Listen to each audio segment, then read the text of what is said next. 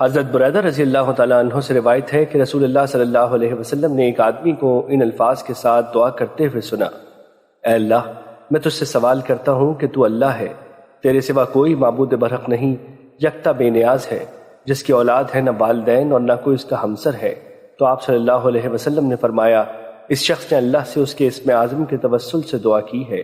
جب اس سے یعنی اسم اعظم کے ساتھ سوال کیا جاتا ہے تو وہ عطا فرماتا ہے، اور جب اس کے ساتھ دعا کی جاتی ہے تو وہ قبول فرماتا ہے۔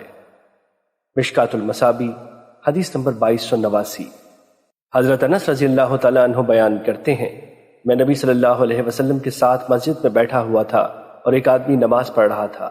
اس نے کہا: اے اللہ، میں تجھ سے سوال کرتا ہوں کہ ہر قسم کی حمد تیرے ہی لیے ہے، تیرے سوا کوئی معبود برحق نہیں، بندوں پر رحم کرنے والا، نعمتیں عطا کرنے والا، زمین و آسمان کو عدم سے وجود بخشنے والا، اے عزت و اکرام والے، اے زندہ اور قائم رکھنے والے، میں تجھ سے سوال کرتا ہوں۔ یہ سن کر نبی صلی اللہ علیہ وسلم نے فرمایا: اس بندے نے اللہ سے اس کے اسم اعظم کے ساتھ دعا کی ہے کہ جب اس کے ساتھ اس سے دعا کی جائے تو وہ قبول فرماتا ہے، اور جب اس کے ساتھ اس سے سوال کیا جائے تو وہ عطا کرتا ہے۔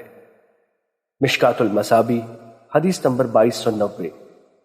حضرت اسماء بنت یزید رضی اللہ تعالیٰ عنہ سے روایت ہے کہ نبی صلی اللہ علیہ وسلم نے فرمایا: اللہ کا اسم اعظم ان دو آیتوں میں ہے، اور سورہ آل عمران کے آغاز کی آیت الف لام میم اللہ لا الہ الا هو الحی القیوم۔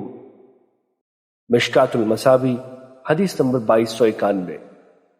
حضرت سعد رضی اللہ تعالیٰ عنہ بیان کرتے ہیں، رسول اللہ صلی اللہ علیہ وسلم نے فرمایا: یونس علیہ السلام جب مچھلی کے پیٹ میں تھے تو انہوں نے ان الفاظ کے ساتھ دعا کی تھی: لا الہ الا انت سبحانک انی کنت من الظالمین۔ تیرے سوا کوئی معبود نہیں، تو پاک ہے، بے شک میں ہی ظالموں میں سے تھا۔ کوئی مسلمان شخص کسی معاملے میں ان الفاظ کے ساتھ دعا کرتا ہے تو اس کی دعا قبول کی جاتی ہے۔